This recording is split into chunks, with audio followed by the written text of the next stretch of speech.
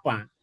Nah, sehingga dengan refleksi ini kita diharapkan tidak hanya mampu memahami masa lalu dan keberadaan masa kini, tapi mampu memproyeksikan masa depan sehingga persiapan menghadapi masa depan yang penuh tantangan itu bisa kita lakukan dengan sebaik-baiknya. Umat Islam pada umumnya gagap terhadap perkembangan budaya yang begitu cepat, ya, sehingga refleksi ini saya kira satu prosesi yang tidak hanya 1 tahun dilakukan, tapi minimal sebulan sekali itu perlu dilakukan oleh teman-teman ISNU. Satu sisi untuk membangun kesadaran bersama tentang waktu tantangan yang kita hadapi, ya. Sisi lain tentu acara semacam ini bisa memberikan satu kesamaan pikiran dan visi kita di dalam mewujudkan visi dan tujuan dibentuknya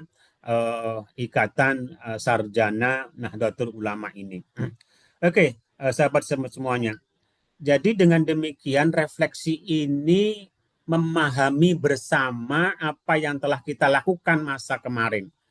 Oleh karena itu istilah refleksi tidak pas kalau yang menjadi sumber refleksi itu hanya satu pihak. Makanya kita berharap teman-teman nanti bisa melakukan bersama-sama di dalam forum ini apa sih yang kemarin sudah kita lakukan baik secara individu yang kemudian mengorganisir di dalam organisasi ISNU ini, ya. Tentu secara organisasi nanti apa sih sebetulnya peran-peran yang telah dilakukan oleh ISNU itu di dalam mewujudkan kebijakan-kebijakan PBNU misalnya, karena ISNU ini merupakan badan otonom, otomatis kerja paling pertama yang melaksanakan kebijakan NU, lalu secara fokus ya peran-peran ISNU di dalam mengoptimalkan sekaligus memberdayakan potensi kesarjanaan warga NU agar berkontribusi secara signifikan bagi kehidupan warga Nahdliyin dan juga warga Indonesia pada umumnya. Saya kira refleksi ini nanti akan arahnya ke sana, ya. Oleh karenanya nanti saya akan bicara terlebih dahulu bagaimana membangun kesadaran eksistensial teman-teman ISNU, lalu makna kemerdekaan, baru kemudian refleksi peran strategis ISNU di dalam mengoptimalkan potensi spiritual, intelektual, dan budaya serta moral. Ya. Lalu kalau ada pertanyaan bisa langsung saja Mas Tafsir, ya. Refleksi oleh ISNU ini harus didahului terlebih dahulu dengan kesadaran eksistensial ISNU. Karena kalau kita mau merefleksikan diri, sementara kita tidak memahami siapa diri kita, ya akan sulit. Karena salah satu bahan untuk membuat refleksi adalah memahami diri. Oleh karena itu, yang awal ingin saya sampaikan ke teman-teman semuanya, bahwa jati diri ISNU di mana kita ada dalam organisasi itu harus terus dipahami terlebih dahulu, ya, karena man arafa nafsahu faqad arafa wajiban, itu kaidah menyebutkan siapa yang memahami dirinya maka dia akan bisa memahami kewajiban-kewajibannya, baik kewajiban dalam konteks individual, keluarga, organisasi, kemasyarakatan, ya, ke NU-an sampai kebangsaan dan kemanusiaan. Kalau dalam tasawuf ada yang lebih tegas, itu man arafa nafsahu faqad arafa rabbahu. Sesiapa orang yang bisa memahami dirinya secara baik, maka dia bisa memahami dan menemukan siapa Tuhannya. Nah, mungkin dua kaidah tadi sebetulnya nyambung. Kalau orang memahami dirinya, pasti dia kemudian bisa memahami kewajiban dia kepada Tuhan yang telah menciptakannya, sehingga dengan memahami diri itu punya dampak sistemik dan terstruktur bagi kehidupan kita. Demikian juga secara organisasi, teman-teman semuanya, bahwa ISNU harus kita pahami sebagai laboratorium ya, pengembangan Islam Ahlus Sunnah wal Jamaah ya, di Indonesia khususnya ini ya, dengan bingkai ilmu pengetahuan dan teknologi sesuai dengan perkembangan zaman.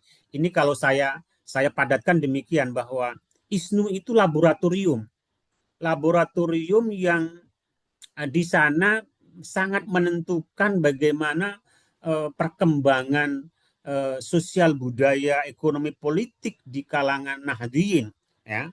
Oleh karena itu ini satu posisi yang menurut saya perlu disadari bersama, bahwa ISNU itu bukan sekedar organisasi kumpul-kumpul yang biasa kumpul ya, tapi kumpulan sumber daya manusia yang telah mendapatkan rekognisi dan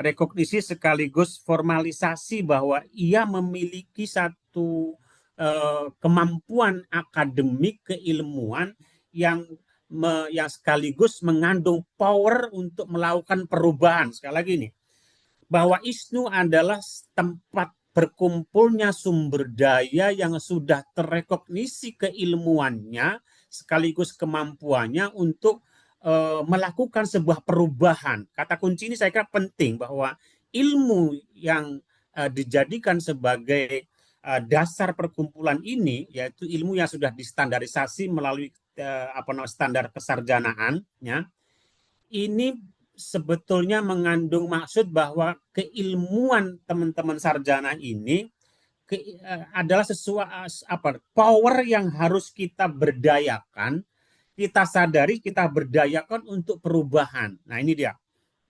Sangat naif tentu kalau kita sebagai ilmuwan yang sudah mendapatkan gelar sarjana ya dan seterusnya, bahkan pasca sarjana. Jadi kalau magister, doktor itu namanya pasca sarjana, kalau di Malaysia namanya pasca siswaja ya. Tapi saya kira tetap namanya sarjana tingkat 1, 2, 3 gitu kan.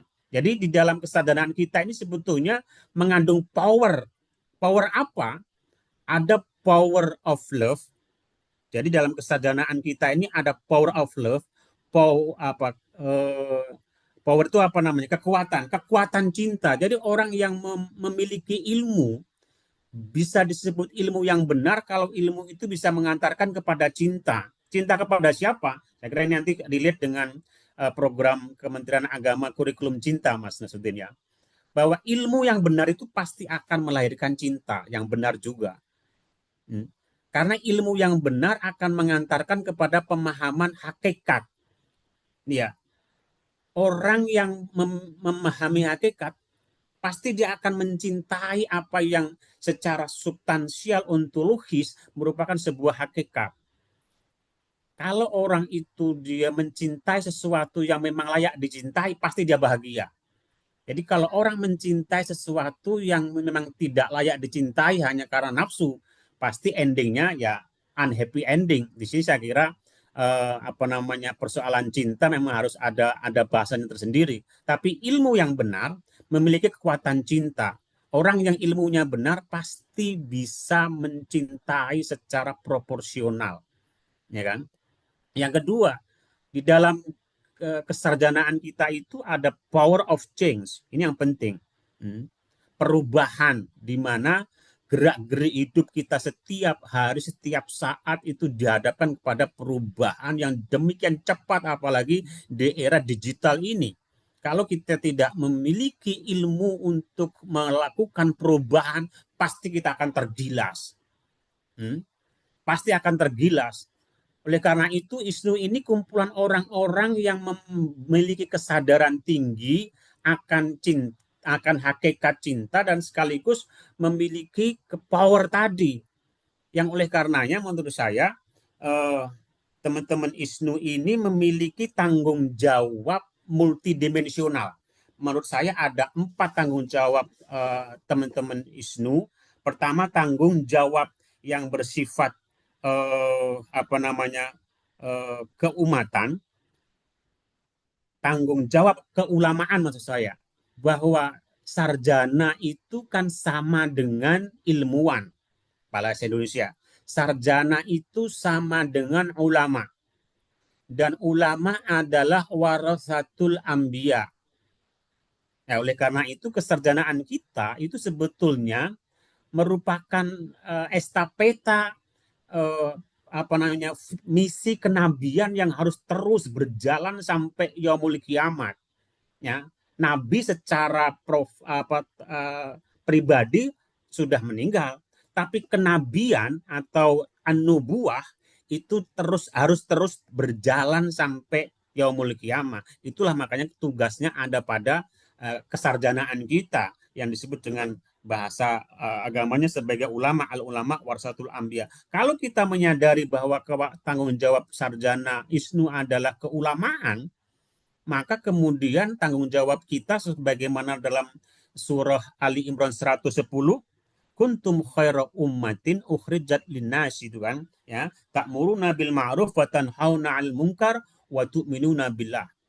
Dalam surah Ali Imran 110 itu mengandung tiga misi utama seorang ulama yang disebut sebagai pewaris nabi, ya. Intinya sarjana muslim menurut ayat ini punya misi mewujudkan khairul ummah, ya, khairul ummah. Makanya kemudian di NU itu kan apa namanya konsep mabadi khairul ummah itu menjadi satu apa namanya referensi dan sekaligus kerangka kerja kita bahwa khairul ummah ini harus menjadi tujuan kita bersama untuk kita wujudkan, tidak hanya sekedar dalam konteks kewajiban di kampus atau di sekolah-sekolah saja misalnya. Oleh karena itu menurut ayat ini tiga misi yang harus dilakukan yang disebut dengan ta'muruna bil ma'ruf wa tanhauna 'anil munkar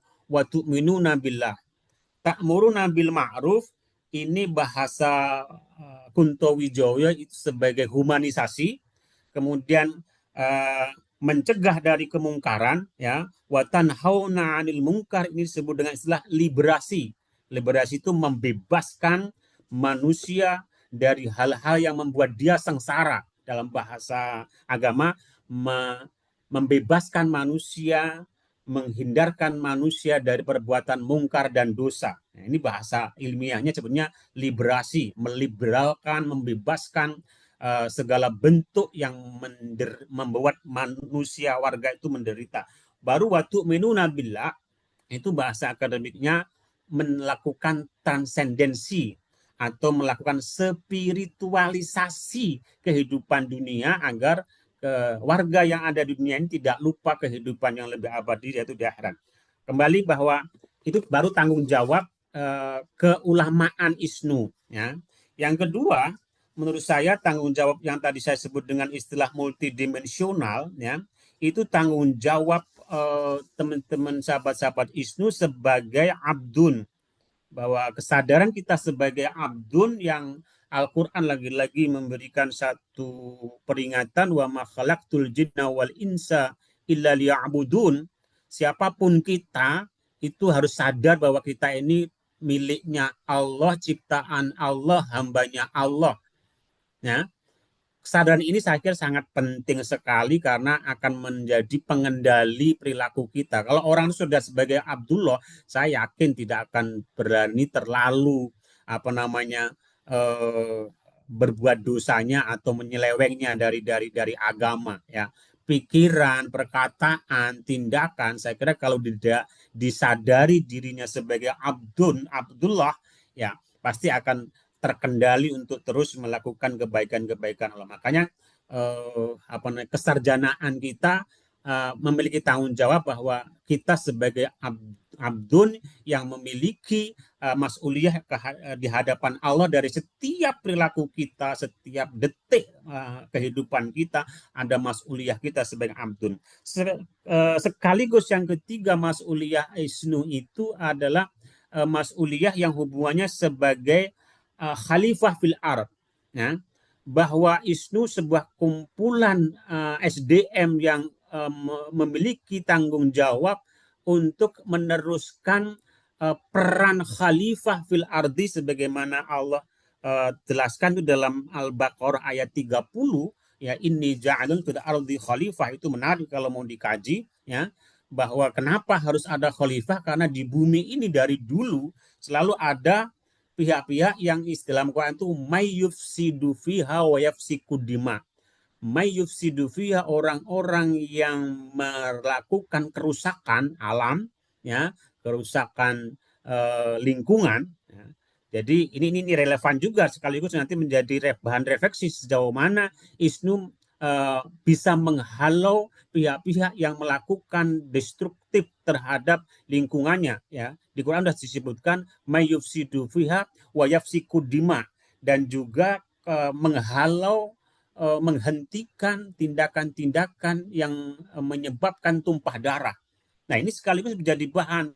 Kalau kita sebagai khalifah fil ard tentu akan merasa resah terhadap pihak-pihak yang merusak lingkungan, baik lingkungan hidup, lingkungan air, lingkungan udara, lingkungan sosial, ya, dan kemudian melakukan aksi untuk mencegahnya, ya. Sekaligus ketika ada tumpah darah, entah tumpah darah karena hubungan keluarga, tumpah darah karena pertemanan, karena konflik harta benda dan sebagainya, apalagi tumpah darah karena faktor agama seperti peperangan, itu mestinya juga di situ sebagai khalifah fil ardi turut serta di dalam membangun kesadaran untuk mendamaikan pihak-pihak terkait, ya.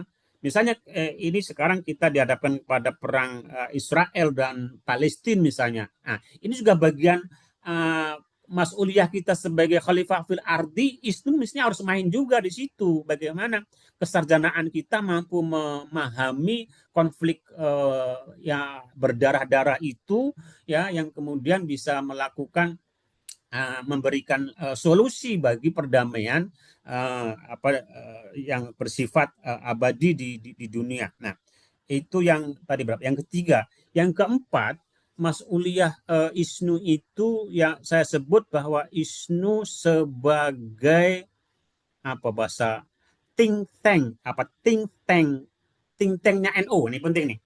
Mari kita sadari bahwa ISNU adalah kelompok pemikir. Sekali lagi, ISNU itu adalah kelompok pemikir yang diamanati oleh organisasi untuk terus-menerus berpikir bagaimana kemajuan warga Nahdliyin dan juga kemajuan bangsa. Makanya kumpulnya ISNU itu kumpul-kumpul untuk mikir, Mas. Ya kan? Mikir apa?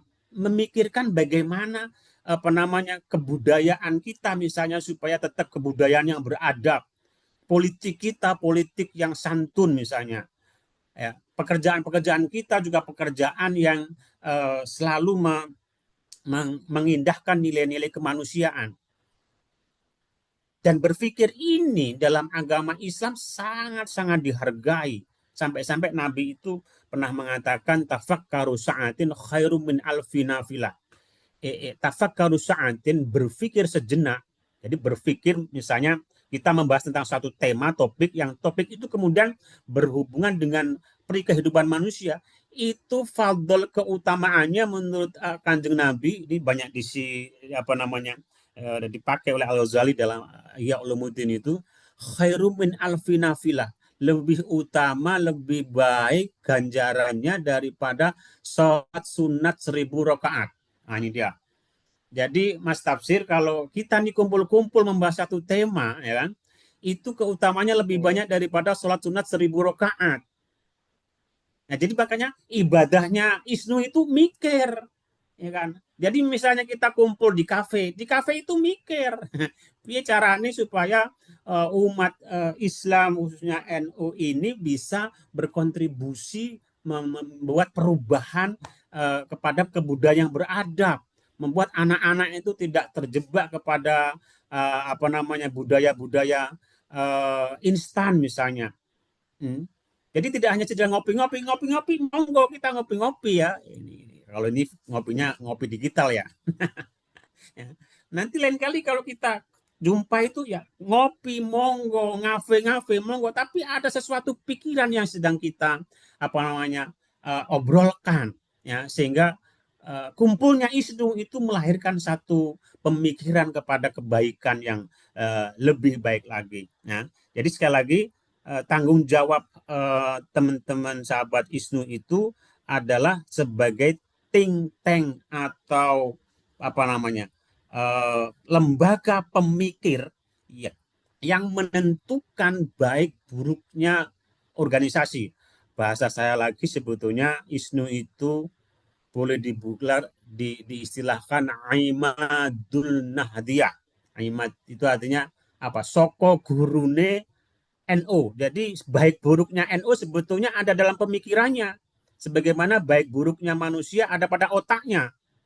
Berharga tidaknya manusia kan ada pada pikirannya kan. Sama, pemikirnya NO itu ISNU, maka baik buruknya NO ada di ISNU. Ya. Nah, makanya ini nanti jadi bahan refleksi. Ya, ketika ada banyak isu-isu tentang korupsi, isu-isu tentang lingkungan, isu-isu tentang apa namanya perikemanusiaan dan sebagainya, di mana peran ISNU bisa dimainkan atau sudah bermain di dalam memberikan solusi-solusi terhadap isu-isu aktual kemanusiaan tadi. Ya. Baik, lalu kemerdekaan yang sedang kita refleksikan itu sebetulnya sahabat semuanya ada dua istilah yang itu sebetulnya terkait tapi harus dibedakan. Kemerdekaan yang di Indonesia kita dapat melalui apa namanya perjuangan itu dalam dalam agama Islam disebut istiqlal. Ada istilah lain namanya al-hurriyah. Kalau istiqlal itu kemerdekaan yang diperoleh dari pihak-pihak yang melakukan kezaliman dan penistaan kemanusiaan ya dalam bentuk kekuasaan, sehingga ketika kita mendapatkan apa namanya kemerdekaan dari Belanda misalnya karena kita sedang dijajah oleh penjajah itu, maka itu istiqlal ya.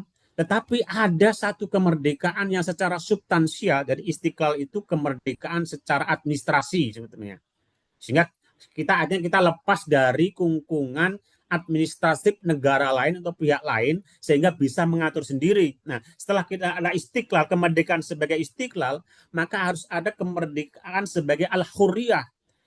Hurriyah itu kebebasan untuk menentukan diri sendiri sesuai dengan sumber daya yang ada, ya, sehingga tidak ada lagi satu halangan-halangan untuk kita melakukan perbaikan-perbaikan demi kemajuan apa namanya masyarakat kita. Jadi hurriyah itu apa namanya kemerdekaan substansialnya, istiqlal itu kemerdekaan administratifnya. Lah, kita dapat istiqlal, kemerdekaan administratif, tapi harus kemudian diikuti dengan apa namanya al-hurriyah atau kebebasan secara substansial.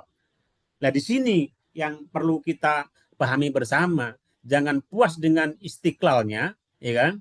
Nah, makanya masjidnya disebut Masjid Istiqlal. Nah, itu administrasi. Tapi kemudian bagaimana kita memiliki kebebasan untuk berpikir yang jernih, kebebasan untuk berpikir tanpa dipengaruhi oleh apa namanya hasil pemikiran yang dianggap paling benar misalnya. Nah, makanya peran-peran ISNU nanti di sini bahwa ketika kita merefleksikan kemerdekaan, pertama saya memulainya dari spiritual dulu, Mas Nasruddin dan Mas Tamsuluddin ya. Jadi ada kemerdekaan spiritual, kemerdekaan intelektual, lalu ada kemerdekaan secara moral dan budaya. Ini yang saya harap nanti teman-teman bisa jadi bahan refleksi. Ya. Pertama, bahwa ISNU merupakan lembaga think tank yang berhubungan dengan tanggung jawab untuk mengembangkan spiritualitas. Apa maksudnya?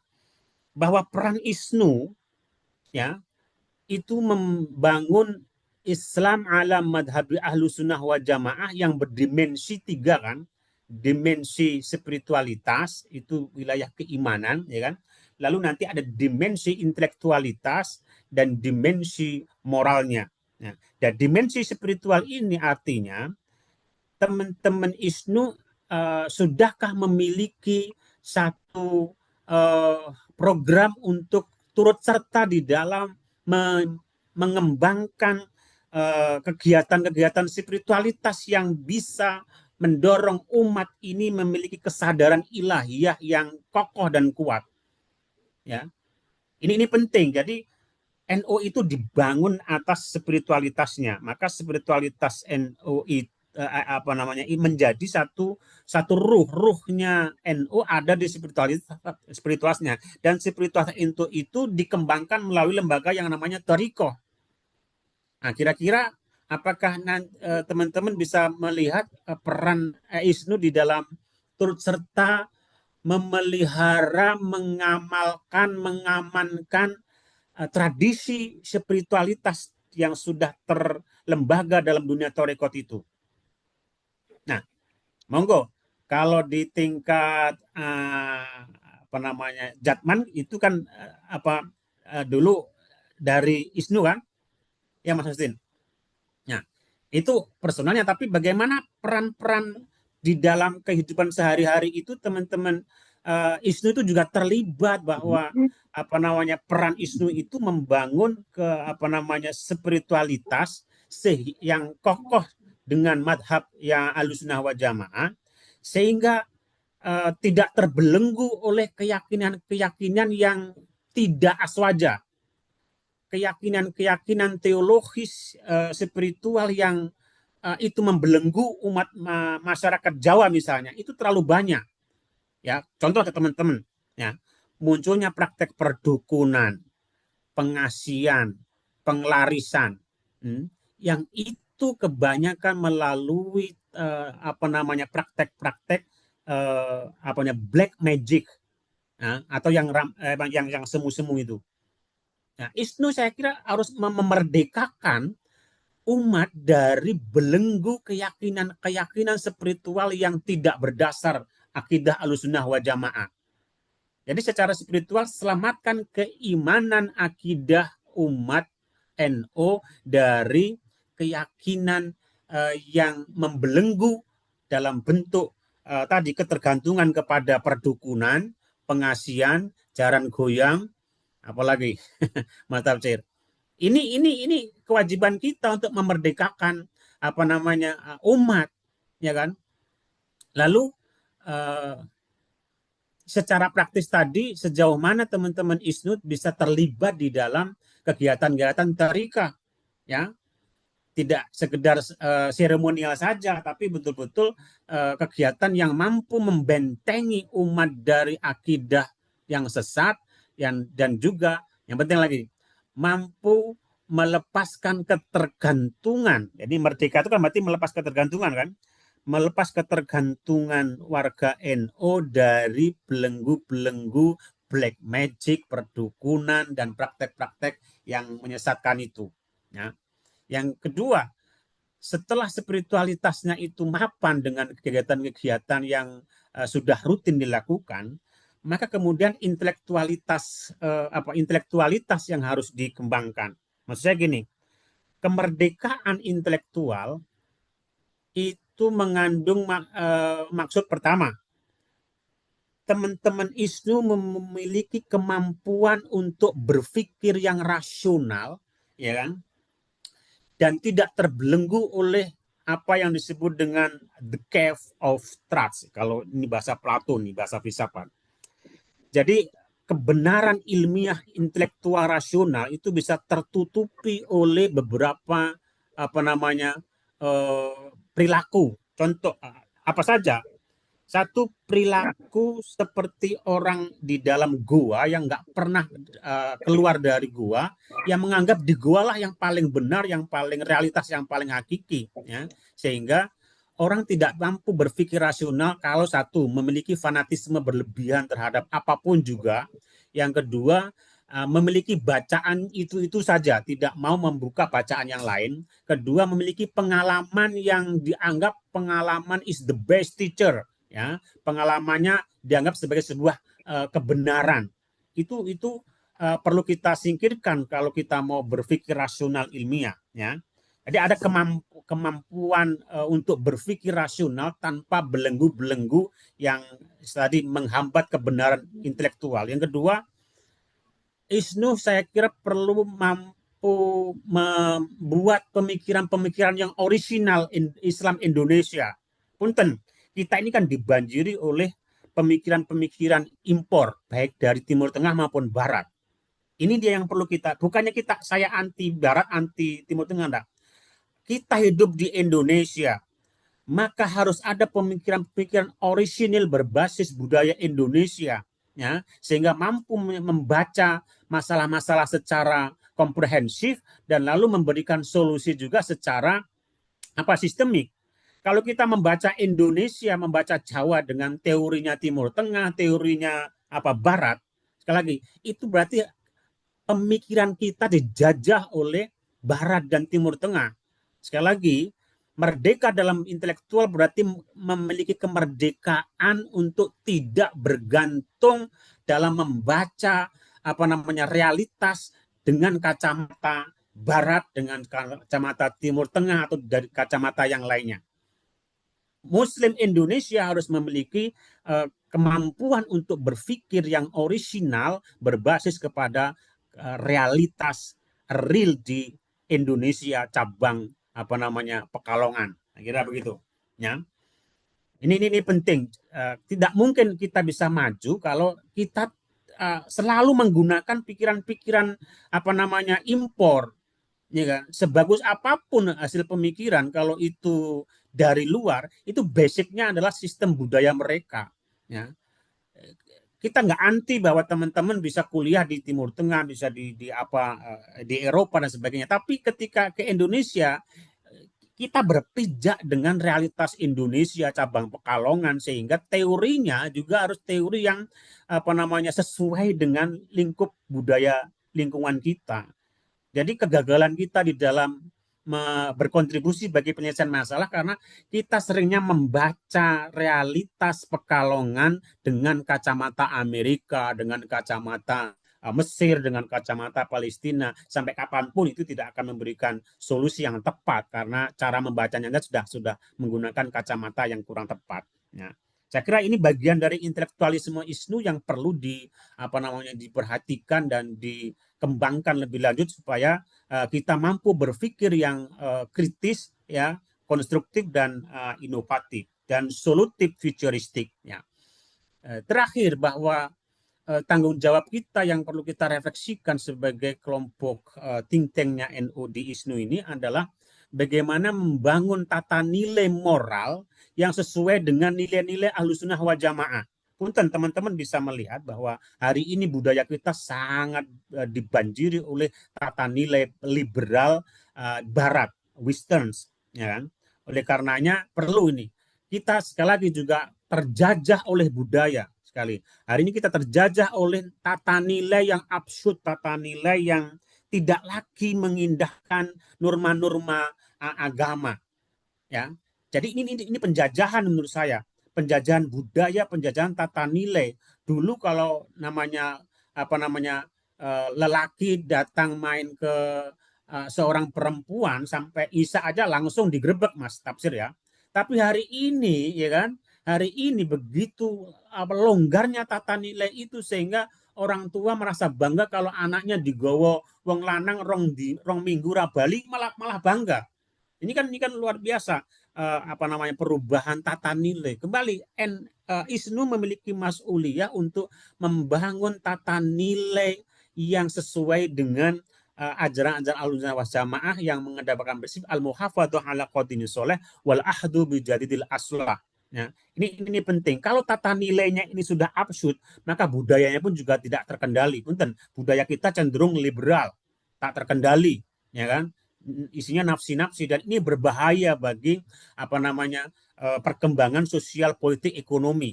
Makanya ISNU harus mampu menetapkan tata nilai dan sekaligus melakukan sosialisasi, edukasi, adaptasi, ya kan, dan pembudayaan nilai-nilai Ahlussunnah wal Jamaah itu dalam konteks kekinian, ya. Sehingga menurut saya ini program penting yang kalau kemarin kita belum melakukan, ya mari nanti ke depan menjadi sebuah program. Nah, oleh karena itu ini pengantar saya, Mas Tafsir, ya. 3 aspek tadi, baik sebagai bahan refleksi kita bersama. Satu aspek spiritualitas kita yang masih terjajah oleh nafsu duniawi yang berkelindan dengan budaya black magic dalam perdukunan, pengasihan dan sebagainya tadi. Intelektualisme kita masih terjajah oleh faham-faham liberal Barat, ya, sehingga belum mampu memberikan pembacaan yang tepat dan solusi yang sistematis bagi problem di lingkungan sekitar kita. Yang ketiga, refleksi kita perlu melihat tatanan nilai budaya moral kita yang ternyata sangat-sangat lentur sehingga tidak mampu menghadapi perubahan-perubahan yang begitu cepat, sehingga tata nilai Ahlussunnah wal Jamaah nyaris, sekali lagi nyaris tidak terdengar atau terasa lagi, sehingga jangan kaget kalau di sana tertangkap korupsi atau penyelewengan apa, ternyata itu dari kalangan kita. Itu artinya nilai-nilai aswaja menjadi sangat rentan dan perlu menjadi pemikiran kita bersama bagaimana menjaga itu, ya.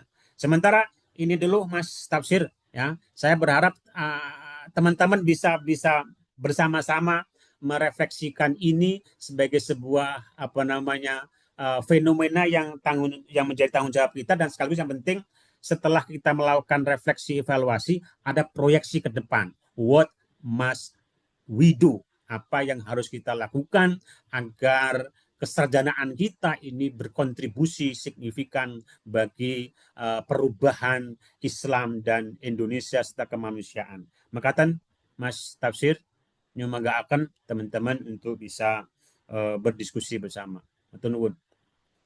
Oke, teman-teman semua, karena seperti kita ketahui Pak Prof juga sebagai Ketua Lembaga Dakwah Thoriqoh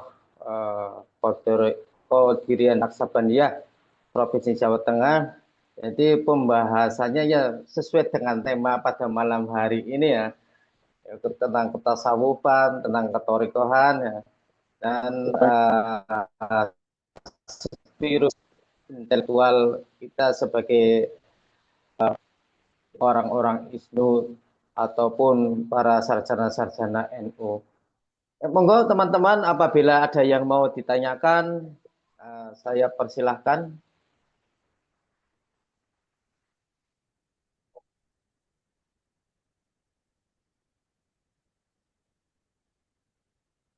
Monggo, kalau ada yang mau tanya. Izin Mengawali bertanya, Pak. Prof. Oh, monggo. Ini Bu Rahmi dulu, monggo. Nggih, ngapunten ini off cam. Nggih, Assalamualaikum warahmatullahi wabarakatuh. Terima kasih waktunya, terima kasih Pak Dr. Muhammad Nasruddin selaku Ketua ISNU Kabupaten Pekalongan. Terima kasih sudah membuat acara yang sangat luar biasa, yang saya kira penjelasan dari Prof. Imam ini tidak hanya sekedar refleksi, tetapi sebuah tamparan keras bahwa selama ini mungkin kita terlalu lama tidur nyenyak, saya secara pribadi terlalu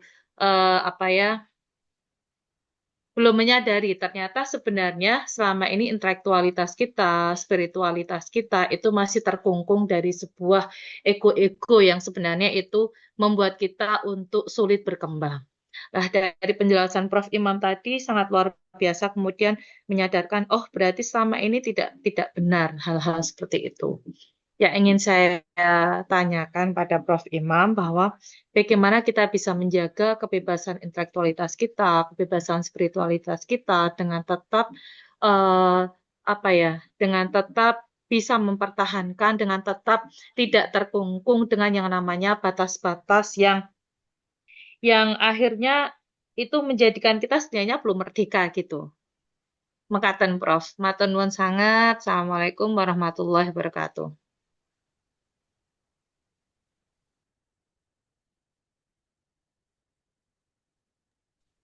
Monggo, ada lagi. ditanyain tadi Mbak Rahma.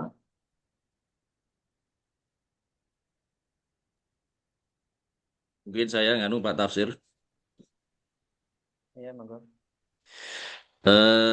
Suatu hal fenomena yang saya kira saat ini tidak bisa kita pungkiri bahwa dulu itu sarjana itu kan sesuatu hal yang dilihat oleh banyak orang itu orang yang luar biasa gitu ya. Jadi dulu kalau kuliah S1 aja itu sudah menjadi orang yang dianggap pinter ya. Bahkan mungkin sekarang itu di kampung-kampung tertentu ya, terutama di pelosok-pelosok negeri itu, sarjana itu masih dipandang sebagai seseorang yang saya kira sangat luar biasa gitu. Nah, hari ini kita lihat sarjana itu begitu banyak sekali, Prof. Jadi jangankan yang S1 ya, S2 aja kan di Pekalongan semenjak ada UIN ini buka S2 ini kan kayak seperti udah banyak sekali. Jadi sarjana ini di Pekalongan sendiri ini dilihat sesuatu hal yang biasa akhirnya. Bahkan orang-orang itu sekarang orientasinya itu kuliah itu untuk kerja itu, Prof. Akhirnya dampaknya itu ada kekeringan spiritual. Nah, kira-kira kita ini sebagai anggota ISNU, sebagai orang-orang yang bagian daripada ISNU ini, untuk menjadi sebuah agen perubahan yang sudah kadung ya. Jadi kita lihat rata-rata orang kuliah itu untuk mencari dunia lah ya, bukan untuk kemerdekaan spiritual. Itu kira-kira kita sebagai bagian daripada ISNU itu apa yang bisa kita lakukan? Itu saja, Prof. Terima kasih. Izin Prof menambahkan sedikit saja menanggapi yang menambahkan dari Pak Dr. Nasruddin. Betul memang adanya perubahan kurikulum yang saat ini terjadi, yaitu seperti kurikulum OBE di perguruan tinggi itu seolah-olah jadi melakukan pendidikan itu untuk mendapatkan pekerjaan. Apakah ini kemudian merupakan sebuah kemunduran dalam kebebasan berpikir? Artinya ketika kita kuliah kita sudah dibatasi untuk bisa memilih satu pekerjaan yang sesuai dengan apa yang kita pelajari. Padahal sejatinya belajar melanjutkan pendidikan itu tidak semata-mata hanya untuk mendapatkan pekerjaan yang sifatnya duniawi saja. Ini menambahkan Pak Nasruddin ya Pak Ngapunten, karena menarik sekali pertanyaannya, langsung saya teringat. Berarti apakah ini kemudian perkembangan seperti ini justru merupakan sebuah kemunduran dalam proses pendidikan? Ngaten Prof. Atau nuwun.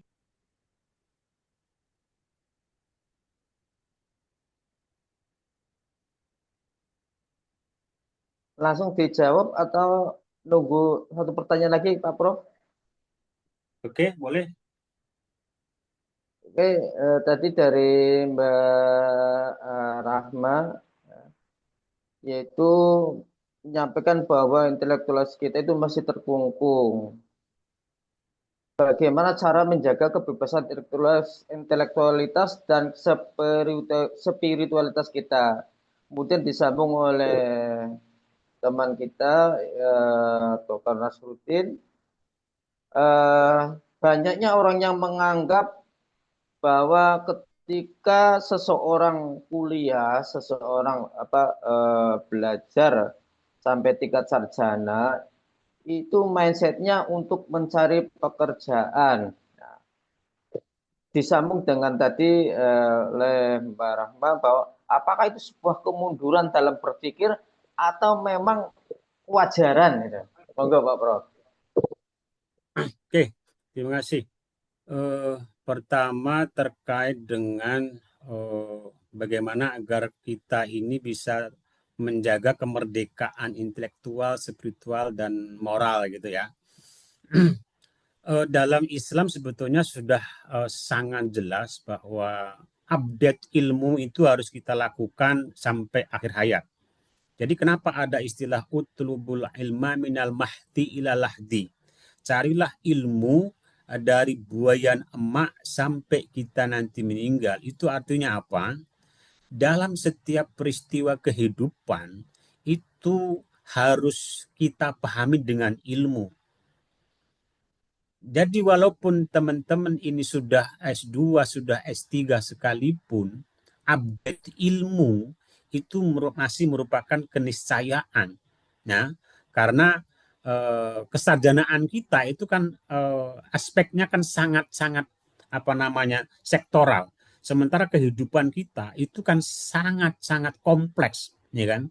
Oleh karenanya update ilmu ini menurut saya pertama yang harus kita terus lakukan, sehingga forum-forum ilmiah itu harus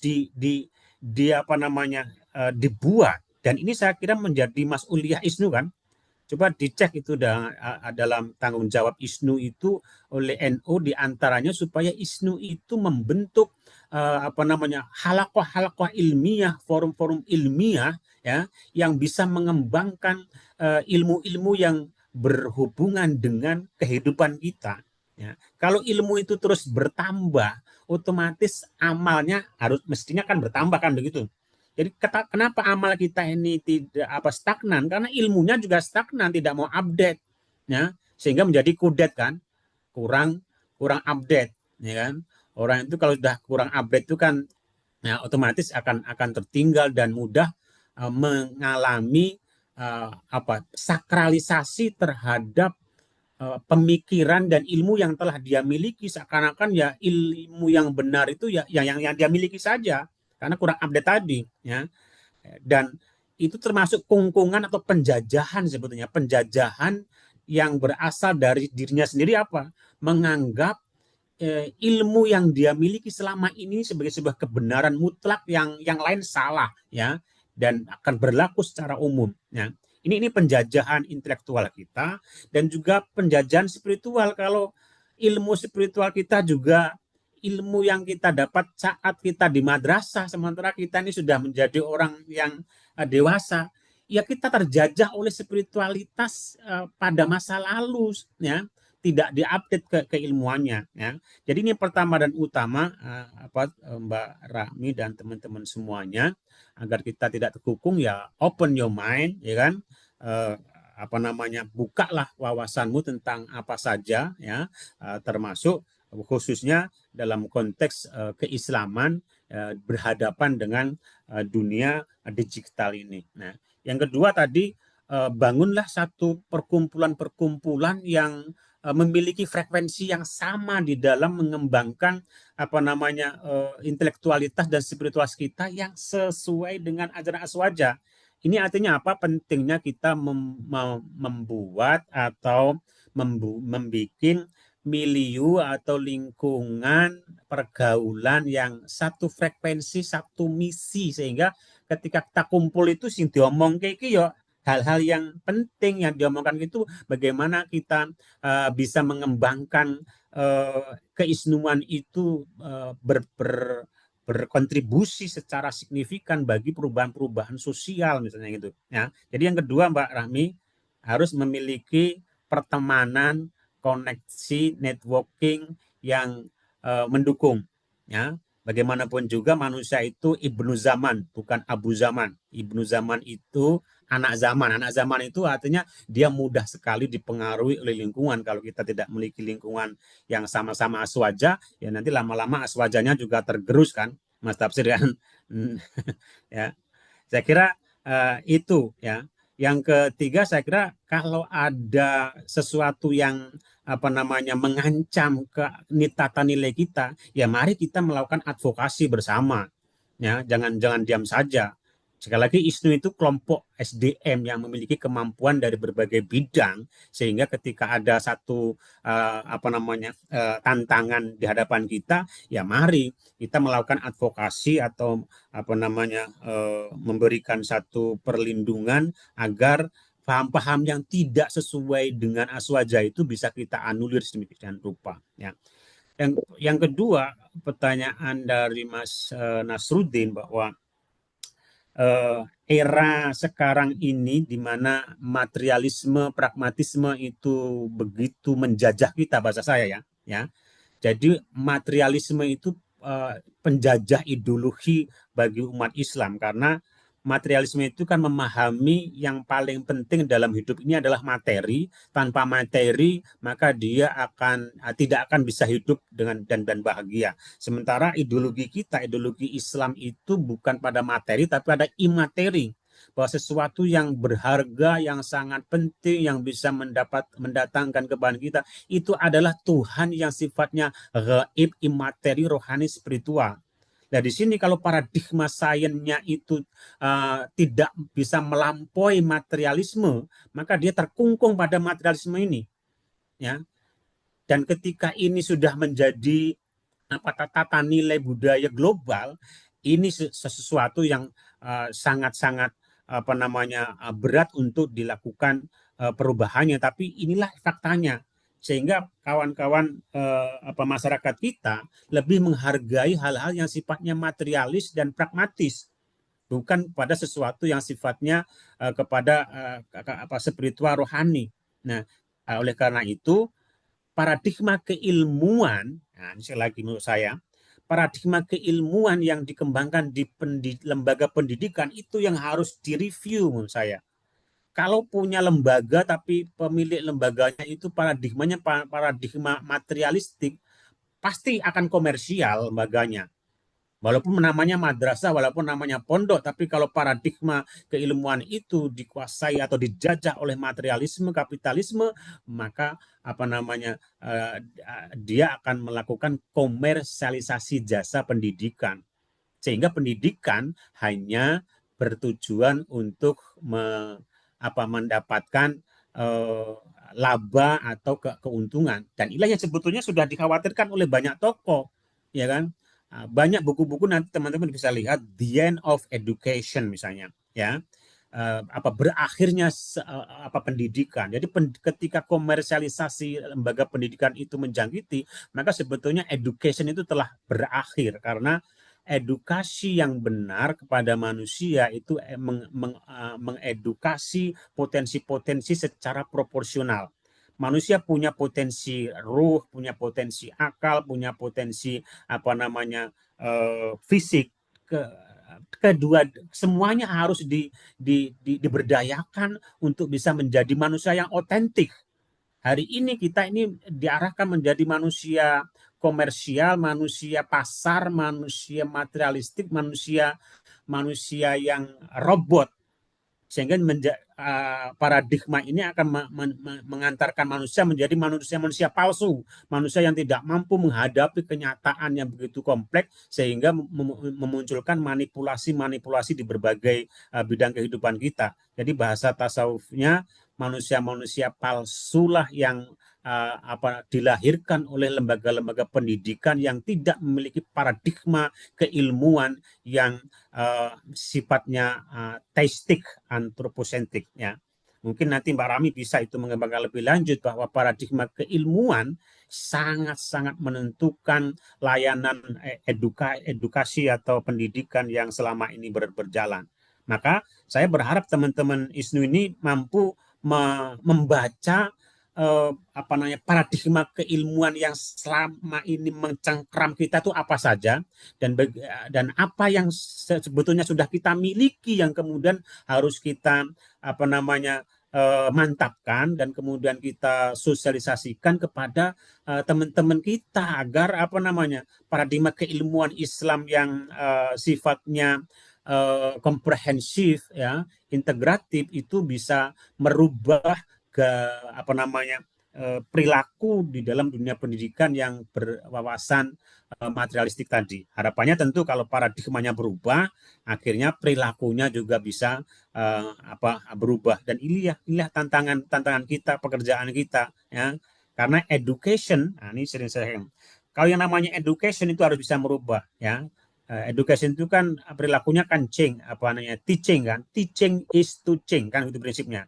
Teaching, mengajar, itu sebetulnya adalah merubah apa? Merubah paradigma materialistik menjadi paradigma yang teistik, humanistik, antroposentik, artinya antara ketuhanan sama kemanusiaan itu menjadi satu kesatuan. Ini kan paradigma yang sama begitu, ya. Sementara begitu, Mas. Sangat, Oke, Prof. Pak. Pak Prof, terima kasih atas jawabannya. Tadi di chat juga ada sebuah pertanyaan dari Pak Niam ya, Pak Niam Ilhuda, yaitu tadi disinggung tentang bagaimana dunia lembaga pendidikan. Nah, bagaimana sih ketika yang katanya seorang sarjana harus merdeka secara intelektualnya, tapi dalam kenyataannya guru yang notabene sarjana itu seringkali suaranya dibungkam, suaranya tidak bebas untuk menyuarakan aslinya. Bahkan seumpama ketika mau membuat nilai saja itu harus ada intervensi dari atasannya. Nah, bagaimana cara untuk memerdekakan seorang guru dari dunia pendidikan yang ekosistemnya sudah banyak yang berbau politis, Pak Prof? Monggo. Iya, iya. Baik, ini katanya curhat ya Mas Tafsir ya. Ya, dan dialami oleh banyak apa namanya sahabat-sahabat semuanya di dalam dunia praktek kita memang politik itu menjadi panglima ya. Saya pernah mengutarakan di wall Facebook saya bahwa ketika sebuah bangsa itu politik yang menjadi panglimanya, maka tidak mungkin peradaban yang beradab kemanusiaan itu bisa terwujud. Karena kalau sebuah bangsa itu politik menjadi panglimanya, pasti yang terjadi adalah manipulasi, kecurangan, dan kepalsuan di mana-mana, atau bahasa bahasa agamanya munculnya kemunafikan. Yang kemunafikan itu kalau mau ditarik ke belakang itu didasari oleh ideologi kapitalis materialistik tadi.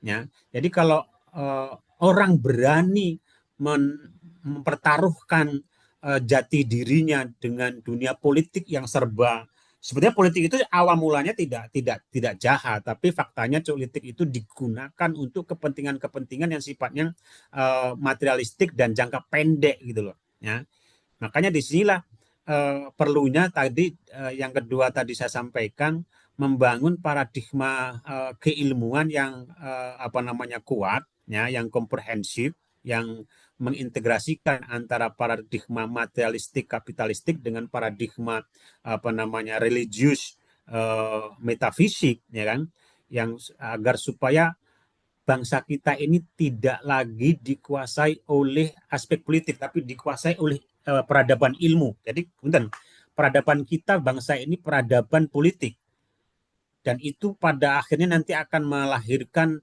kebiadaban sebuah bangsa. Ya, dan itu artinya nilai-nilai moral dilanggar, dan itu berbahaya.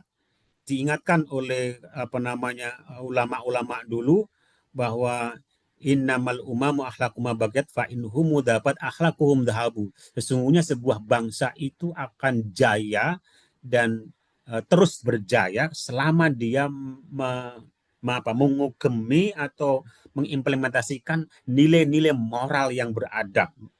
Sebaliknya, sebuah bangsa akan hancur apabila nilai-nilai akhlak mulia itu hilang dari peredaran. Nah, oleh karena itu, kalau kita mau apa namanya berjuang, mulailah dengan membangun paradigma keilmuan yang tidak kapitalis tadi. Ya. Yang kedua, bagaimana kita punya perencanaan untuk merubah paradigma apa namanya kebudayaan kita tidak dikuasai oleh politik, tapi dikomandani oleh apa namanya tata nilai keilmuan. Jadi kalau ilmu yang menjadi komandan dalam sebuah bangsa pasti akan membangun Kalau pentas kejayaan. itu tetap berarti dia nanggung barang harus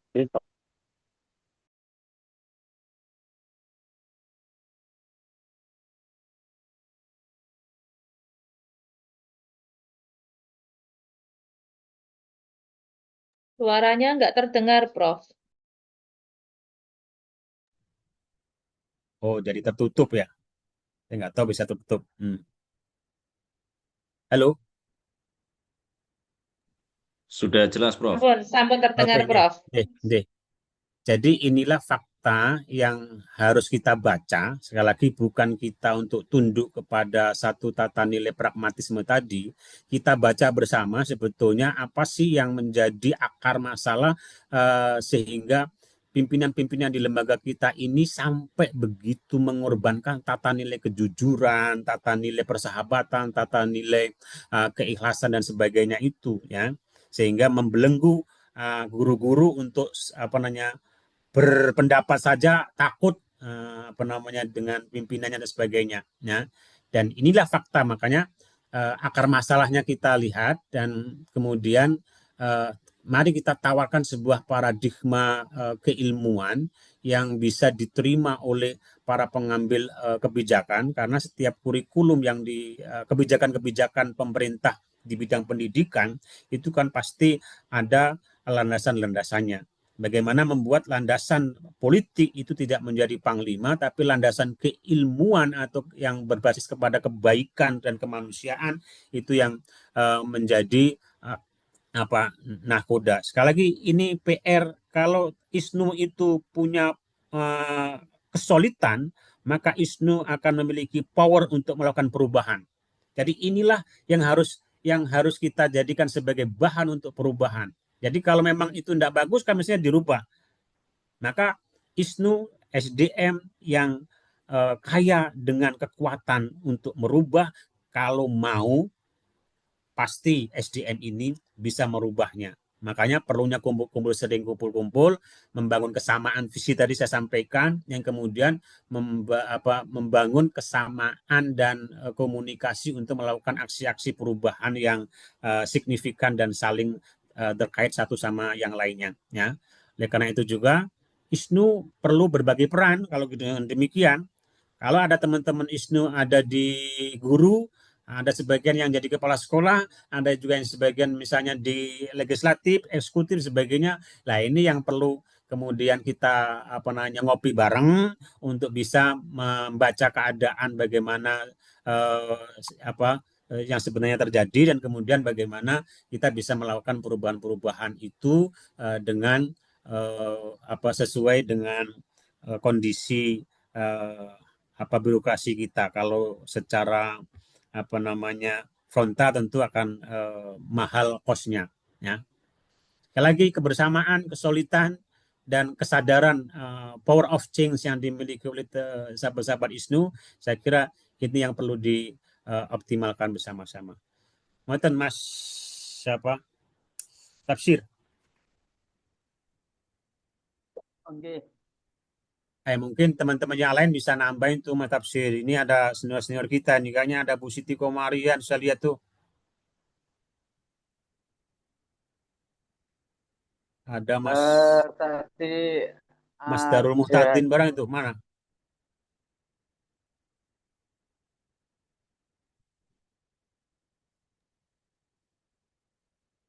Bu Siti Komaria, monggo, barangkali mau menambahkan.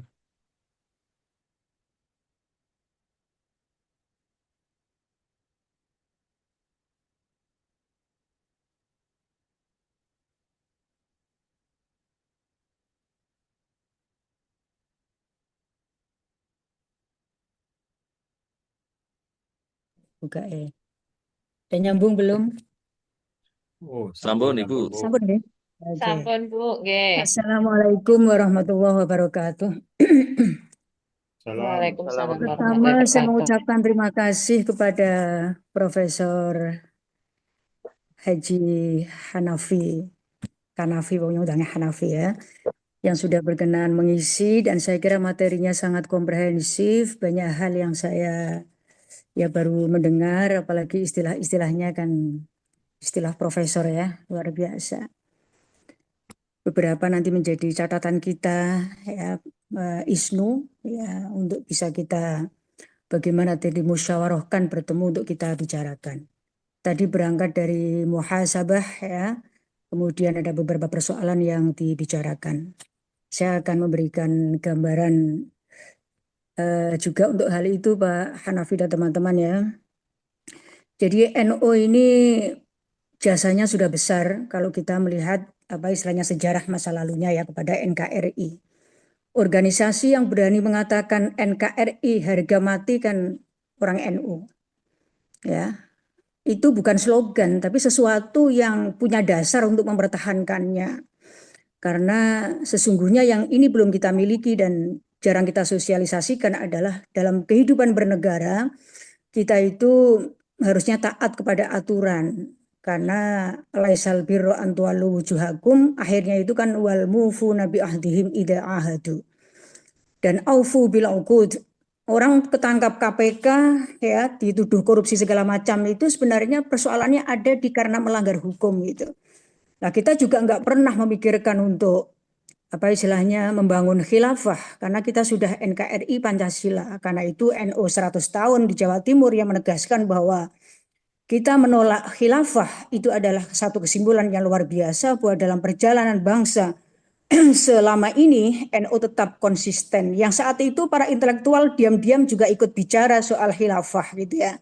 Karena itu mari kita belajar bahwa sesungguhnya kita ada dasar untuk mempertahankan negara ini dan itu harus kita lihat sebagai kontribusi NU. Termasuk isnunya juga kan. Yang kedua kontribusi kita yang besar kepada bangsa ini adalah yang sudah kita lakukan selama ini dan ditegaskan kembali di dalam peringatan 100 NU yaitu NU berkomitmen kepada ini tahun sebelumnya ya yang ada di Jombang itu membangun Islam Nusantara. Nah, ini ada sesuatu yang sangat besar karena itu ada orang bilang tanpa NU kita nggak punya Indonesia. Itu seakan-akan kayak kita sombong gitu ya. Tapi sesungguhnya itu adalah nyata jika kita refleksikan di tengah orang lain ingin menyingkirkan budaya-budaya, kita itu justru berusaha untuk bagaimana mengawinkan antara Islam dan budaya lokal Indonesia. Kita biasanya prinsipnya di sini adalah bagaimana kita mengislamisasi tradisi dan mentradisikan Islam. Ini sesuatu yang ya sangat luas maknanya ya. Bahkan kemarin Muslimat di Jawa Timur juga slogannya temanya adalah merawat tradisi, menguatkan kemandirian dan menyejukkan atau istilahnya menyejukkan semacam itu ya dari peradaban ke depan. Ini istilahnya karena itu kalau tadi ada istilah mungkin Pak Hanafi menyontohkan kita ada klenik ya ada istilahnya itu ada pengasian gitu ya. Tidak apa-apa pengasian tapi pengasian yang Islami. Karena kita punya doa untuk bisa menaklukkan orang itu kita punya dan itu adalah ya kita caranya kan tidak lagi kepada demit ya, bukan dengan cara mungkin buhul yang haram tapi kita menggunakan doa misalnya innahu min Sulaiman wa innahu bismillahirrahmanirrahim Allah ta'ala alayya wa tuni muslimin itu kita bisa ada kiai-kiai yang doa begitu saya kira doa itu adalah dibolehkan gitu karena itu meminta pengasihan dengan diberi doa itu bagi orang NU saya kira itu masuk Islam Nusantara ya. Kemudian petong ya. Petong ini juga oleh orang-orang intelektual biasanya dipandang sebagai tertinggal segala macam gitu ya. Kenyataannya tokoh-tokoh NU bisa ngitung gitu ya. Dan ternyata beliau itu mengarahkan agar petong itu tidak kepada kepercayaan masa lalu atau pokoknya kayak menyekutukan Tuhan gitulah enggak.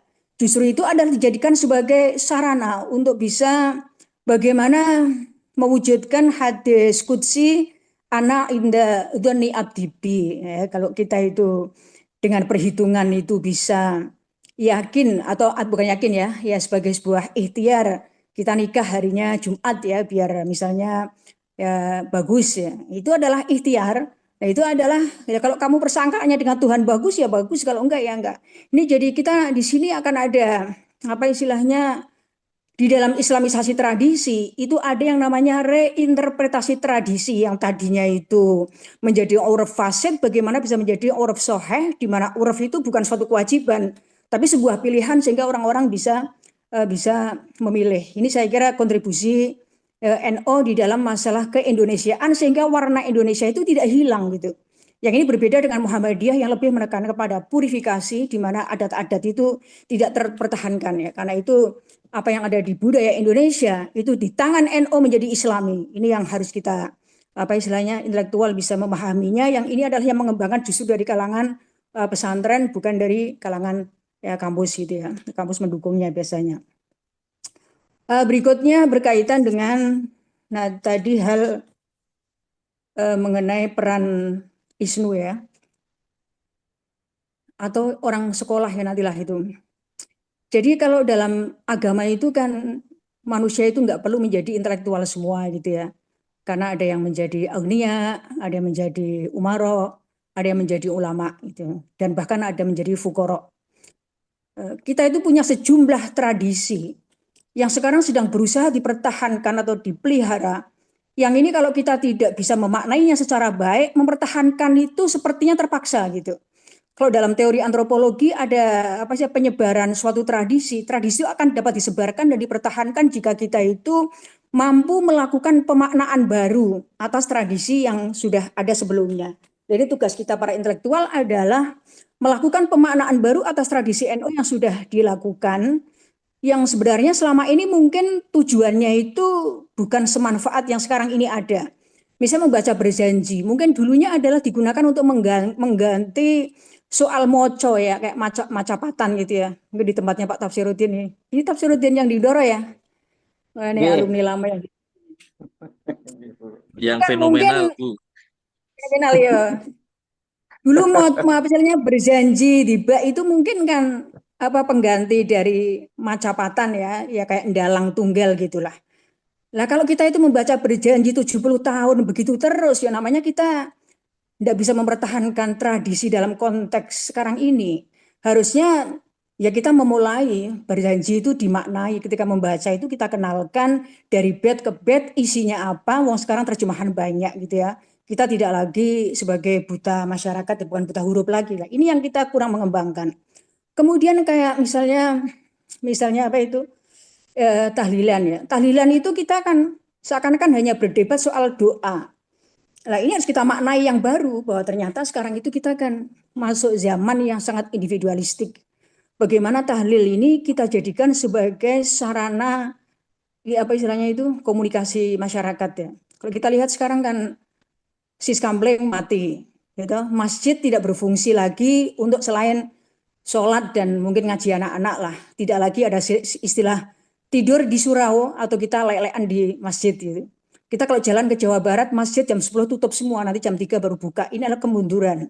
Nah, ini adalah dengan masih adanya gerengseng-gerengseng tahlilan ya. Kita bukan bicara soal 1 hari 3 harinya, kita nggak debat itu lagi, tapi bahwa itu adalah sangat bermanfaat. Kemudian juga kayak istighosah. Istighosah itu apa sih? Kita doa. Nah, doa itu ono dalile tadi ya. Jadi kita itu mau menjadi adlil umaro apa sahawatil agniya apa ilmil ulama atau kita itu doaul muslimin untuk tidak menyebut kata-kata fuqara begitu ya. Dan ini oleh NU dikondisikan dan sehingga menjadi majelis-majelis yang saya lihat semua itu adalah sekarang ini fungsinya adalah sebagai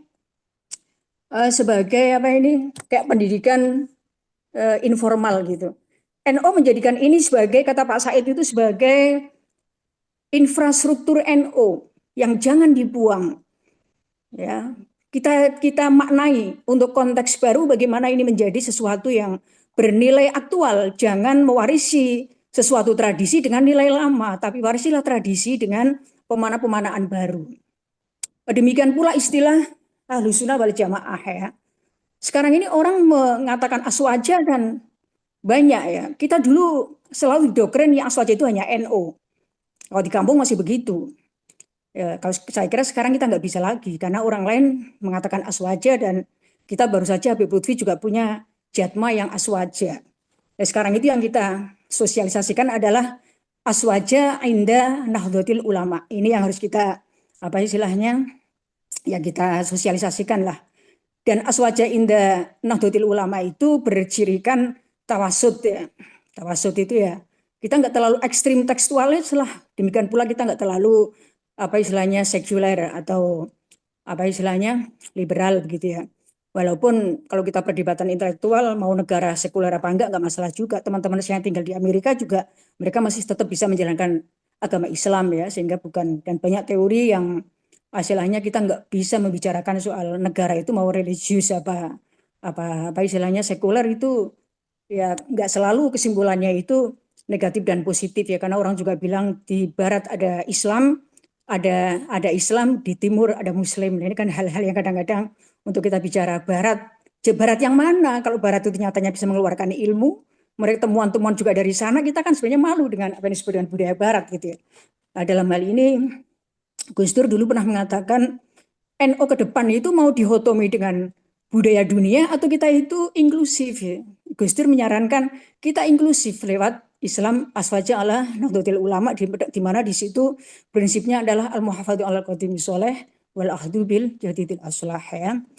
Kemudian ini masalah intelektual ya. Intelektual itu kita memang kalau sekedar Isnu itu adalah orang yang sarjana, ya kita itu masih bisa terpecah-pecah lagi. Sarjana yang jadi agnia, ya kayak Pak Tafsiruddin punya banyak toko di Doro, boleh gitu. Nah kalau memang Pak Tafsiruddin itu ahlinya mengelola toko ya biar aja ya. Ya dia ya apa misalnya punya kesibukan lain lah.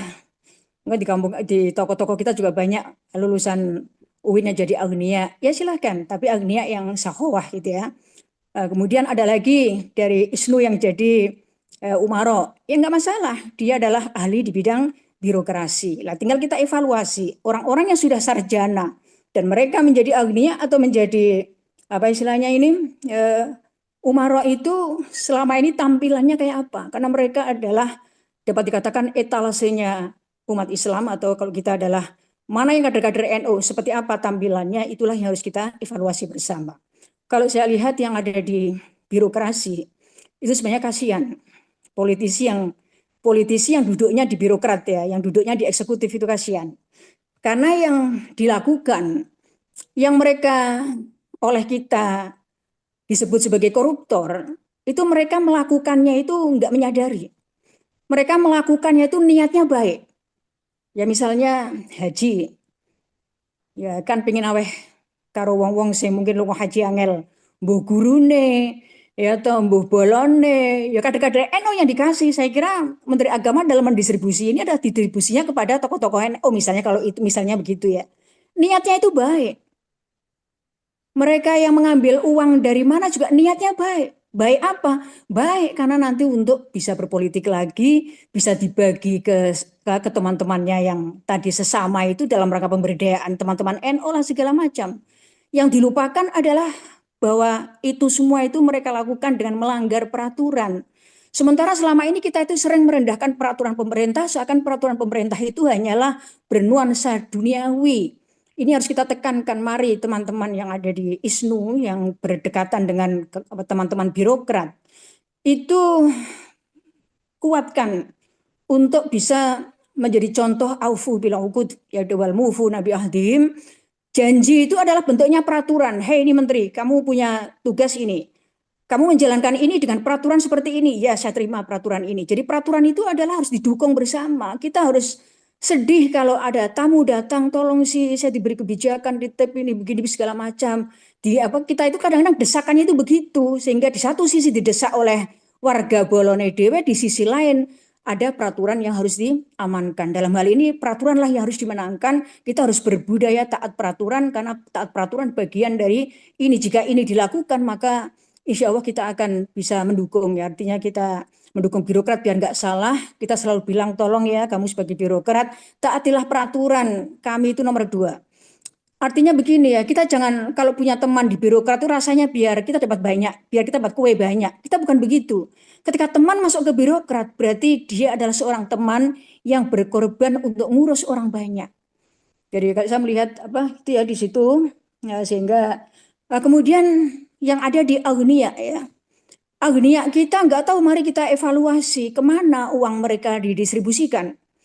Selama ini mungkin kita banyak membangun sarana, ya artinya masjidnya megah-megah, itu udah ya bagus ya. Kemudian madrasahnya bagus-bagus secara fisik. Kadang-kadang bangunan bagus, Gurunya nggak dipikirkan. Gurunya itu disuruh ngantor dari jam 7 sampai jam 2 siang. Gajinya 600.000.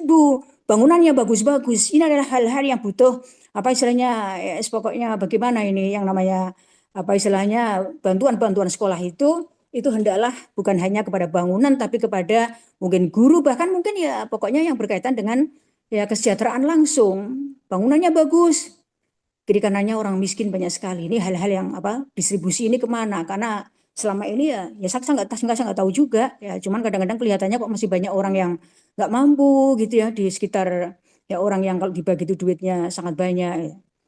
Nah, kemudian yang ulama gimana ini? Ulama saya itu terbagi dua, ada ulama dari pesantren dan ada ulama yang dari kampus ya. Nah ini saya lihat saya harapannya sih kalau ulama pesantren sudah banyak membangun sosial. Mereka punya tempat pendidikan informal di masyarakat yaitu majelis-majelis di mana keaswajaan mereka itu menjadikan masyarakat kita itu ngerti agama Islam. Orang kampung ki apal rukune sholat ya segala macam mereka tahu. Kita lihat perbandingannya di Turki. Katanya orang Turki itu nggak ngerti sholat 5 waktu itu namanya zuhur. Asar itu nggak tahu karena tradisi fakihnya mungkin kurang.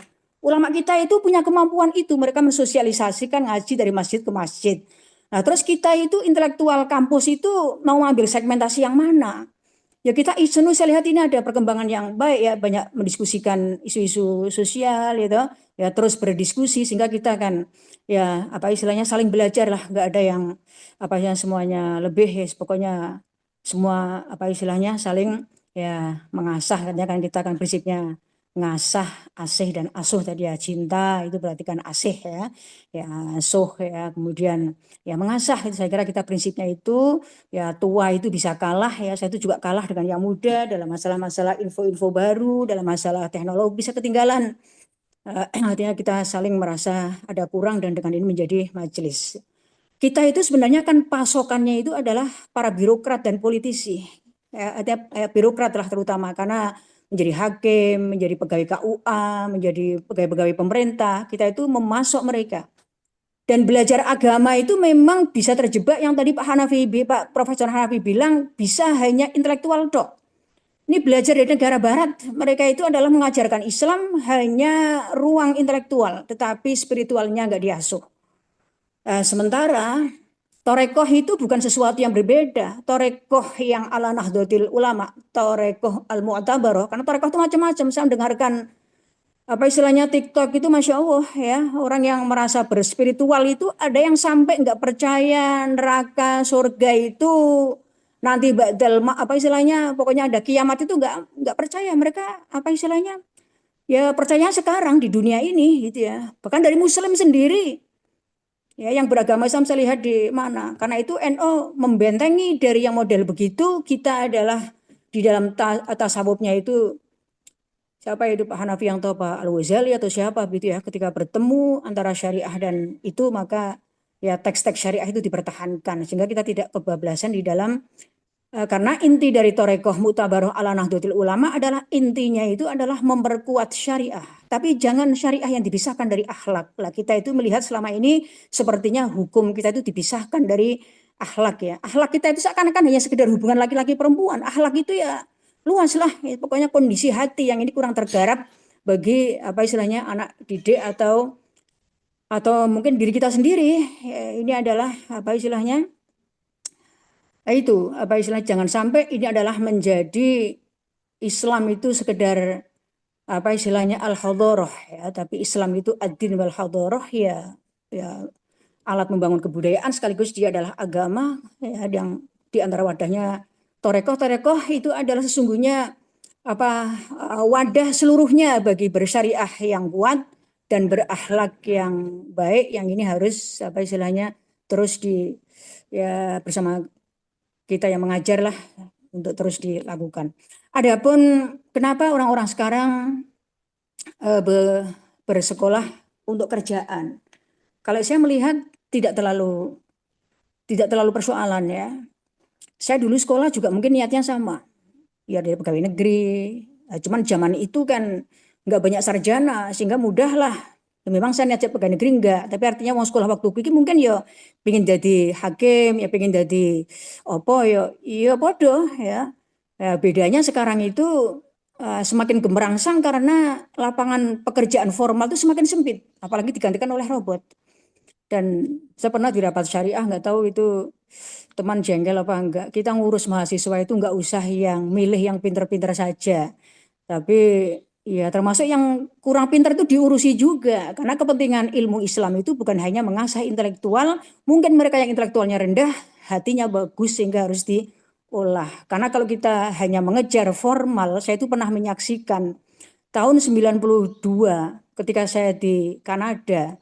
Itu seorang dokter itu kerjanya nyupir taksi karena saking sudah tingginya strata sosial masyarakat, pekerjaan formal itu tidak lagi mencukupi untuk menampung mereka sehingga mereka bekerja ya apa adanya. Kita dulu kaget kalau melihat satpam itu sarjana, sekarang S2 juga ya di mana saja gitu. Jadi monggo kita menempatkan ilmu itu ya quality manusia, pekerjaan itu ya boleh apa saja. Dan Islam itu di dalam masalah ilmu kan Al-Ghazali membagi dua. Masyarakat kecil kita kasih ilmu yang wajib, masyarakat yang menengah belajar ilmu-ilmu sunnah ya. Tapi ilmu sunnah bagi orang kayak kita itu mungkin menjadi wajib ya. Misalnya ya, ilmu yang sesuai fun kita, yang orang akan kembali kepada kita, murid-murid kembali kepada kita, ya kita menguasainya menjadi wajib karena ilmu hal bagi saya sekarang. Tapi bagi orang awam adalah makanya ilmu itu juga ada bermacam-macam lah. Ilmu kita itu sesungguhnya kebanyakan ya ilmu ya ilmu yang bagi kita itu wajib ya, tapi bagi masyarakat mungkin itu adalah bagi mereka tidak wajib ya. Cuman kita wajib tapi nanti menjadi pemandu mereka karena ayatnya kan laula nafaru min kulli firqatin minhum ta'ifatul yatafaqahu fid din wal yunziru qaumahum idza raja'u ilaihim la'allahum yarji'un ya. Jadi yang ahli ilmu itu enggak harus semuanya lah. Yang penting kita itu harus peduli kepada lingkungan sesuai dengan ilmu yang kita miliki. Saya kira itu ya teman-teman lah sekedar untuk sharing orang tua. Orang tua itu senang dongeng biasanya. Mohon maaf atas segala kurang, saya mengakui ilmu saya ilmu kuno ya, yang saya ketinggalan dalam banyak hal. Mudah-mudahan ini adalah ya setidaknya ya bagaimana salah seorang ya Isnu yang melewati ya generasi lama itu memberikan satu gambaran lah. Terima kasih. Wassalamualaikum warahmatullahi wabarakatuh. Waalaikumsalam warahmatullahi wabarakatuh. Warahmatullahi wabarakatuh. Terima kasih Bu Dr. Siti Komaria, ini guru saya juga. Jadi, saya kalau mendengarkan ini Pak Prof, Dr. Imam Hanafi dan Bu Dr. Siti Komaria, ini terasa saya ini lagi kuliah lagi Mas. Nih. Kuliah. Lagi diocek mana nih? Iya maaf lah. Karena begitu luasnya keilmuan guru-guru kita tadi ya. Dan teman-teman semua diskusi ini semakin malam sebenarnya semakin menarik. Tapi kita juga dibatasi oleh waktu. Ya. Jadi saya mohon maaf pada teman-teman semua apabila masih ada pertanyaan ataupun ingin memberikan masukan lagi. Mudah-mudahan kiranya tadi dari apa yang disampaikan oleh Pak Prof. Dr. Imam Hanafi, kemudian tadi disambung pertanyaan dari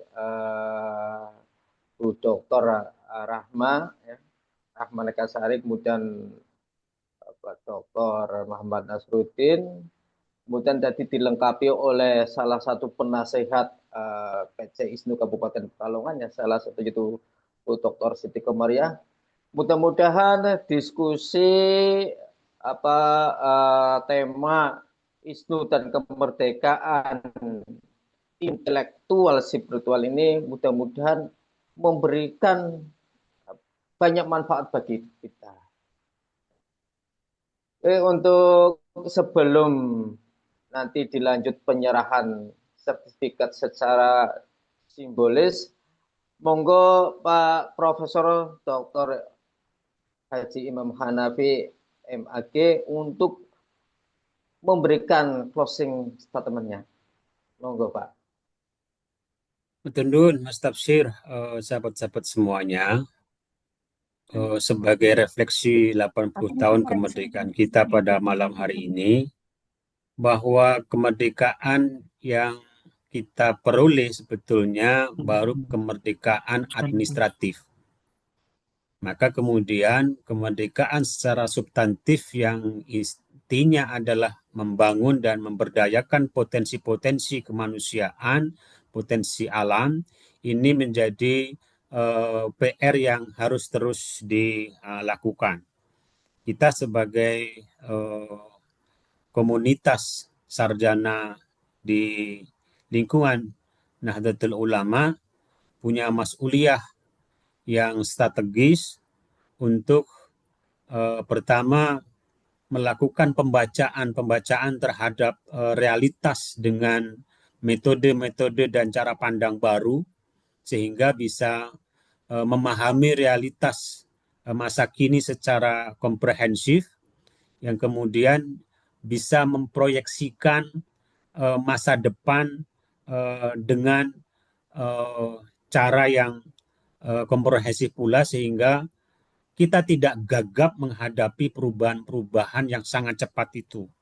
Oleh karenanya, teman-teman ISNU harus terus mengupdate keilmuan, terus mendevelop kompetensinya, jangan pernah puas pada hari ini karena hari esok yang kita hadapi itu sudah berbeda dengan hari ini. Oleh karenanya harus kita memiliki ilmu yang berkaitan dengan tantangan hari esok itu. Oleh karena itu sekali lagi halakoh-halakoh ilmiah perlu terus kita kembangkan, ya kan, agar kita bisa menemukan persoalan-persoalan yang sedang kita hadapi dan bisa menetapkan perencanaan yang bagus agar problem-problem yang kita hadapi masa kini dan masa depan itu bisa kita atasi. Sekali lagi, soliditas, kerjasama, komunikasi, koordinasi teman-teman di ISNU harus terus dikembangkan, baik yang ada di dunia pendidikan, kesarjanaan yang di dunia politik, dunia usaha, dunia media, atau di dunia lain sana. Perlu terus saling berkomunikasi sehingga kekuatan ISNU ini bisa dijadikan sebagai tonggak untuk melakukan perubahan ke arah yang lebih bagus lagi. Semoga kita semuanya diberi kekuatan untuk melakukan perubahan yang lebih baik. Terima kasih. Semoga Allah senantiasa membahagiakan kita semuanya. Matur nuwun. Assalamualaikum warahmatullahi wabarakatuh. Waalaikumsalam Waalaikumsalam warahmatullahi warahmatullahi wabarakatuh. wabarakatuh. Terima kasih atas pemaparan materinya. Untuk teman-teman yang membutuhkan sertifikat, linknya sudah dibagikan di chat nggih. Monggo jenengan bisa pirsani link yang ada di chat webinar ini. Untuk selanjutnya yaitu penyerahan sertifikat secara simbolis oleh Ketua PC ISNU Mas Dr. Muhammad Nasruddin kepada Bapak Profesor Dr. Haji Imam Hanafi MAG. Monggo Ini Pak untuk Prof. berkenan diterima Prof. Imam Hanafi, sekaligus diucapkan terima kasih banyak karena sudah sharing ilmu yang sangat luar biasa. Matur nuwun. Matur nuwun, sami-sami Mas. Semoga senantiasa terus semangat dan semangat merdeka. Amin, amin, matur nuwun. Oke, terima kasih teman-teman semua, anggota ISNU dan para peserta webinar ini. Untuk menutup acara pada malam hari ini, mari kita bersama-sama membaca surat Al-Ikhlas. A'udzubillahi minasyaitonir rajim. Bismillahirrahmanirrahim. Al-asr innal insana lafi khusr illa alladziina aamanu wa 'amilus shalihaati wa tawassaw bil haqqi wa tawassaw Saya atas nama pemandu acara sekaligus moderator, mohon maaf yang sebesar-besarnya apabila dalam membawakan acara kegiatan ini kurang begitu bagus, kurang lancar. Di samping sinyalnya juga seringkali ngadat. Saya mohon maaf yang sebesar-besarnya. Wallahul muwaffiq ila aqwamit thoriq. Wassalamualaikum warahmatullahi wabarakatuh. Waalaikumsalam warahmatullahi wabarakatuh. wabarakatuh. Matur nuwun, Matur nuwun, Prof. Prof. Iman, Matur nuwun, Bu Pak Dr. Siti Dr. Komaria, Nasruddin. Bu Dr. Matur nuwun, Bu Pak Dr. Siti. Tafsiruddin, matur nuwun.